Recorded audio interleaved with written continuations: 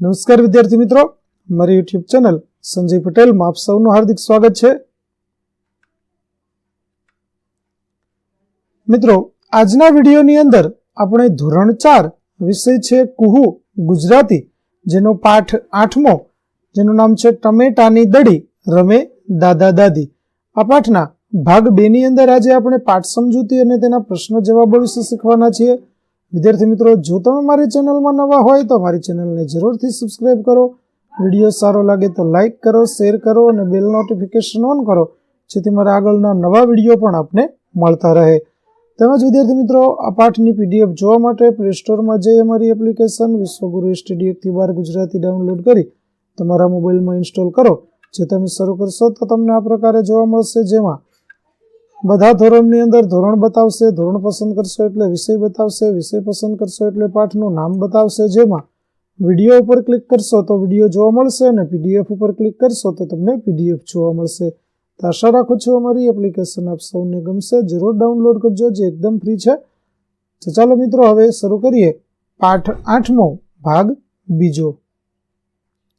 ચાલો, મને ઓળખો, હું તો મોટો થઈશ એટલે તારે પણ મારા જેવી મૂછ આવશે. આવું કોણ બોલી શકે? તો દાદા. તો પહેલું વાક્ય, હું નાનો હતો ત્યારે મારદડી રમવામાં એકો હતો. દાદા બોલે છે. બીજું, હું તો બીજા ગામમાં જાઉં તોય મારદડી રમવા માંડું. તો તે દાદા બોલે છે. ત્રીજું, મને તમારા કરતાં પણ વધુ સારી રીતે મારદડી રમતા આવડતું હતું. તે દાદી બોલે છે. ચોથું, ભાઈ તો આખો દિવસ મોબાઈલ પર રમે છે, હું તો સાંજે જ મોબાઈલ રમું છું. તો તે પલક બોલી શકે. પાંચમું, તારા પપ્પા નાના હતા ત્યારે હું રોજ એમને મેદાનમાં લઈ જતો. દાદા બોલે. છઠ્ઠું, તમે ત્રણેય જણ અત્યારે થોડી પેટ પૂજા કરી લો, પલકના પપ્પા આવે ત્યારે રમવાની વાત કરજો. તો તે દાદી બોલી શકે. ત્યાર પછી આપેલો શબ્દ યોગ્ય રીતે વપરાયો હોય ત્યાં ખરું કરો. તે શબ્દનો ઉપયોગ કરી નવું વાક્ય લખો. જેમાં તાકોડી, તો ખરું વાક્ય થશે, વાહ, એક જ પથ્થર ફેંક્યો ને કેરી પાડી દીધી. તે તું તો સરસ તાકોડી છે ને. નવું વાક્ય, જીયાન સારો તાકોડી હોવાથી બધા તેને પોતાની ટીમમાં રાખે. ત્યાર પછી જીવનભર, જેનું વાક્ય છે, આજની મેચ તો મને જીવનભર યાદ રહેશે. નવું વાક્ય, મારા પિતાએ આપેલી સલાહ હું જીવનભર યાદ રાખીશ. ત્યાર પછી ઘરકુકડી, એટલે ઘરકુકડીની જેમ આખો દિવસ ઘરમાં ભરાઈ રહેવાતું હશે. નવું વાક્ય, મહેશ ઘરકુકડીની જેમ આખો દિવસ ઘરમાં જ રહે છે. ચસ્કો, જેનો અર્થ મળતું વાક્ય છે, એને ક્રિકેટનો ભારે ચસ્કો, આખો દિવસ રમ રમ કરે. નવું વાક્ય થશે, રોહિતને ક્રિકેટનો એવો ચસ્કો કે આખો દિવસ રમ રમ કરે. ત્યાર પછી માસ્ટર, તો નવું વાક્ય થશે, સુરેશભાઈ તો કબડ્ડીના માસ્ટર છે એટલે એમની ટીમ જ જીતશે. નવું વાક્ય થશે, રાજુ ક્રિકેટમાં એટલો માસ્ટર છે કે તેની ટીમ જ જીતે છે. ત્યાર પછી મિત્રો સાથે ચર્ચા કરો અને જવાબ લખો. પેલું, મારદડી માસ્ટર સંવાદમાં કેટલા સભ્યો જોડાયેલા છે અને કોણ કોણ? તો મારદડી માસ્ટર સંવાદમાં 4 સભ્યો જોડાયેલા છે, દાદા, દાદી, પલક અને રુદ્ર. બીજું, ભાઈ બહેનમાં કોણ નાનું અને કોણ મોટું હશે, કેમ ખબર પડી? તો ભાઈ બહેનમાં રુદ્ર નાનો હશે અને પલક મોટી હશે.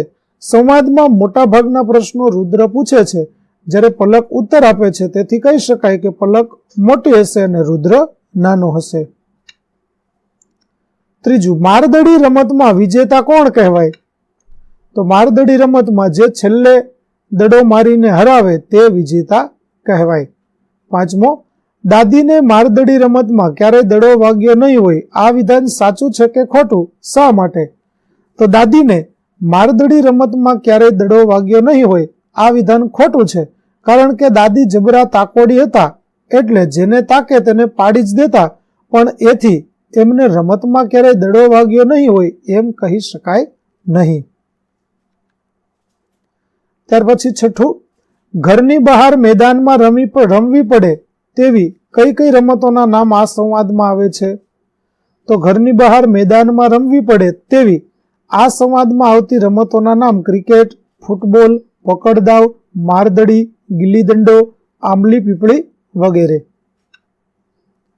ત્યાર પછી તમારા દાદા દાદી અથવા માતા પિતાને પૂછો કે તેઓ બાળપણમાં કઈ કઈ રમતો રમતા હતા, એ રમતો કેવી રીતે રમી શકાય તેની વિગતો જાણો અને કોઈ એક રમત પસંદ કરી એના વિશે લખો.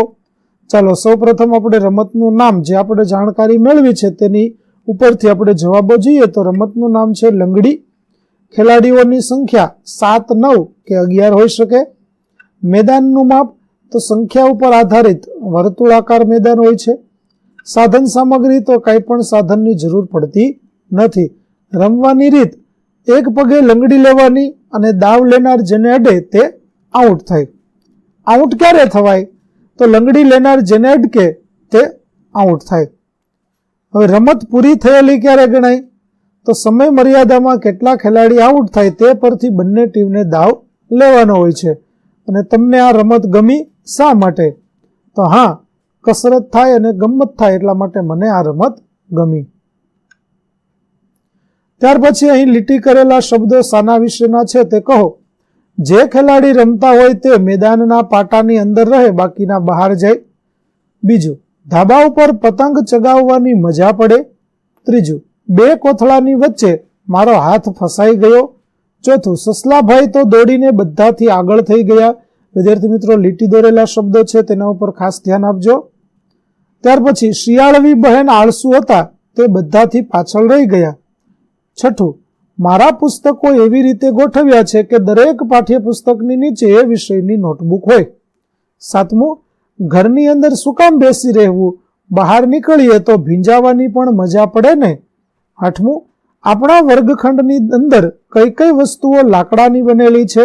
અને નવમું, તમે ક્યારે જિલ્લા બહાર ગયા છો. હવે ઉપરના વાક્યોમાં લીટી દોરેલા શબ્દો નામયોગીઓ છે, તે દિશાસૂચક છે, તે નામ પછી આવે છે. વળી આવા નામયોગીઓના વાક્ય પ્રયોગ વખતે લિંગ કે વચન અનુસાર તેમાં કોઈ પરિવર્તન થતું નથી. ત્યાર પછી ચિત્ર જુઓ. ચિત્રના વર્ણનમાં જ્યાં ભૂલ છે તે સુધારો અને ફરીથી લખો. દાખલા તરીકે, ખાટલા નીચે 2 વડીલો બેઠા છે તો ખરેખર વડીલો ખાટલા ઉપર બેઠા છે, તો તે આપણે સુધારવાનું છે. તો ચાલો આપણે ફકરો ચિત્ર તમે બરાબર જોઈ લો, ત્યાર પછી આપણે ભૂલો સુધારતા જઈએ અને ફકરો લખતા જઈએ. તો એક બહેન માથામાં ટોપલો ઉપાડીને ઘરે જાય છે, તો માથામાં નહીં પણ માથા પર હોવું જોઈએ. ખાટલા નીચે બેઠેલા બાળકો વડીલોની વાર્તો ધ્યાનપૂર્વક સાંભળે છે, તો ખાટલા નીચે નહીં પરંતુ ખાટલાની ઉપર બેઠા છે. ત્યાર પછી, ગાયના મોઢા પાછળ પોદળો પડ્યો છે. ત્યાર પછી, 3 છોકરા લખોટી રમે છે, એક છોકરી પણ લખોટી રમવા માટે છોકરાઓની નજીક આવી રહી છે.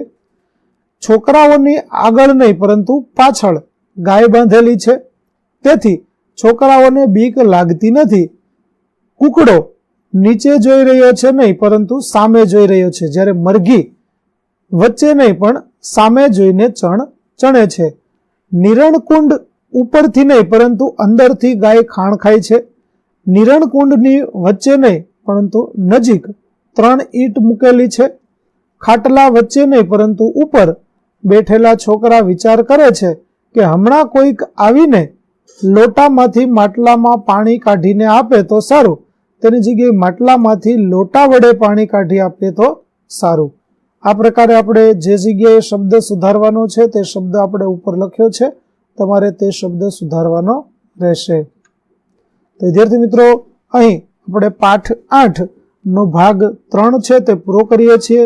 આગળના ભાગનો વિડીયો મેળવવા માટે અમારી ચેનલને જરૂરથી સબસ્ક્રાઇબ કરો, તેમજ પીડીએફ જોવા માટે પ્લે સ્ટોરમાંથી અમારી એપ્લિકેશન વિશ્વગુરુ STD 1-12 ગુજરાતી ડાઉનલોડ કરો, જેમાં આપણે ધોરણ 4 તમામ વિષયના સ્વાધ્યાય સોલ્યુશન, સ્વાધ્યાય પોથી સોલ્યુશનના વિડીયો અને પીડીએફ મળી રહેશે, જે એકદમ ફ્રી છે. કોઈ પણ પ્રકારના ચાર્જ વગર તમે વિડીયો અને પીડીએફ જોઈ શકશો.